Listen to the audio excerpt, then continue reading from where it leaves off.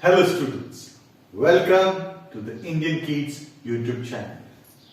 So let us study today the exceptional rules of direct and indirect speech.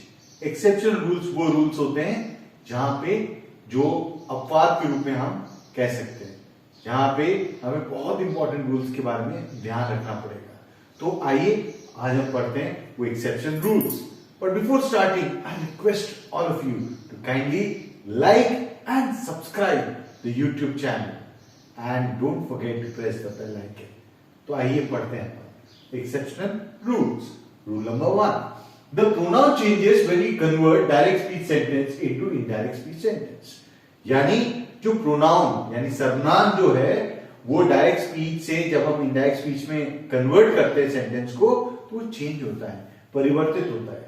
Example जैसे कोई नाम है, name या फिर आई है सब्जेक्ट के रूप में, तो वो ये डायरेक्ट स्पीच वाले जो शब्द हैं जब इनडायरेक्ट स्पीच में लिखते हैं तो ये ही या शी हो जाते हैं.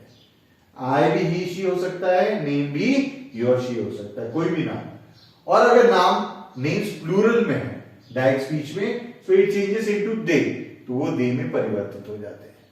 और अगर हमारा सब्जेक्ट डायरेक्ट स्पीच में मां है तो इट चेंजेस इनटू his या her. Similarly, if you is coming in the direct speech, the subject you, और वो भी एक singular के लिए, तो it changes into, it remains into you in indirect speech. But if you is coming for plural, okay, in the direct speech, it changes into they, तो वो they में परिवर्तित हो जाते हैं. आइए अपन और अच्छी तरह से समझते हैं with the help of examples. Radha said, I am innocent.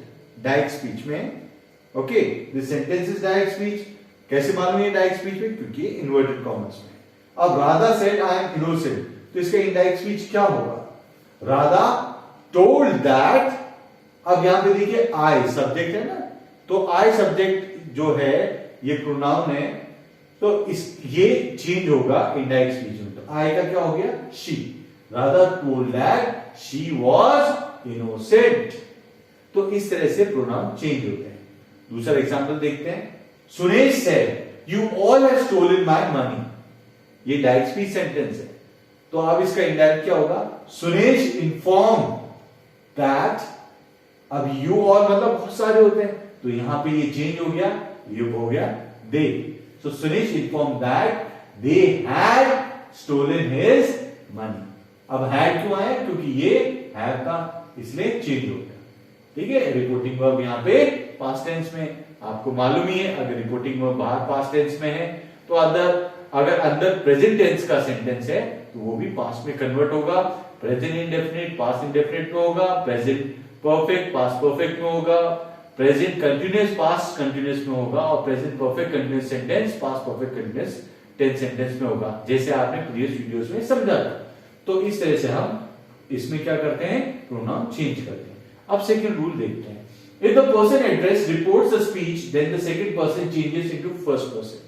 अगर मान लो कि जो पर्सन एड्रेस कर रहा है, ठीक है, वो अब किसी तीसरे व्यक्ति के बारे में, तीसरे व्यक्ति को कुछ चीज बताता है, तो वो एक फर्स्ट पर्सन बन जाता है. एग्जाम्पल से अपन समझते हैं. Ramesh said to me you are beautiful. ये डायरेक्ट स्पीच सेंटेंस है, तो रमेश हमारा फर्स्ट पर्सन है और मी यानी मैं सेकंड पर्सन हूं. तो Ramesh said to me you are beautiful. तो मुझे कहा कि you are beautiful, आप सुंदर हो. तो अगर इंडायरेक्ट स्पीच में कन्वर्ट करना होगा तो क्या होगा? Ramesh told me that.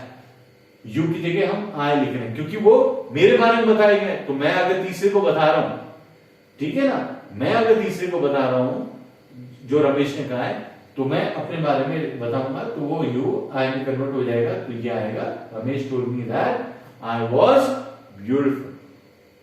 दूसरा एक और एग्जांपल देखते हैं. Naira said to us you all are doing fabulous work.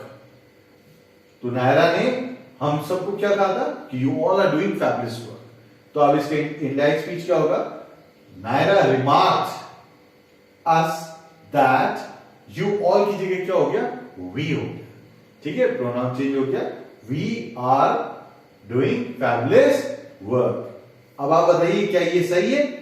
We are doing fabulous work मैंने जानबूझ के लिखा है. बिल्कुल सही आपने पहचाना. यहां पे वी आर नहीं वी वर आएगा. क्यों वी वर आएगा? क्योंकि हमारा यहाँ पे रिपोर्टिंग वर्ब सेड है, पास्ट टेंस में है, तो अंदर अगर प्रेजेंट टेंस है तो वो पास्ट टेंस में कन्वर्ट हो जाता है। आगे समझ में। अब आप थर्ड रूल देखिए, in reported speech the words expressing nearness are change into words expressing distance. यानी इसमें क्या होता है कि रिपोर्टेड स्पीच में जो वर्ड, जो शब्द जो नजदीकियों के बारे में बताता है, वो इनडायरेक्ट स्पीच में वही शब्द हम दूसरे ऐसे शब्द यूज करते हैं जो दूरियों के बारे में बताते हैं। एग्जाम्पल आप देखिए, the mechanic said I am busy now. ये डायरेक्ट स्पीच सेंटेंस है। मैकेनिक ने कहा कि आई एम बिजी नाउ, अभी वो बिजी है। तो यहां पे गौर करने की जरूरत ये इस वर्ड पे है, नाउ पे। तो अब इसका इनडायरेक्ट क्या होगा देखिए, the mechanic told that he was busy then. तो नाउ किस में कन्वर्ट हो गया, देन में। ठीक है, तो जो नियरनेस वाले वर्ड्स थे वो अब एक्सप्रेस करें इनडायरेक्ट में डिस्टेंस वाले वर्ड्स।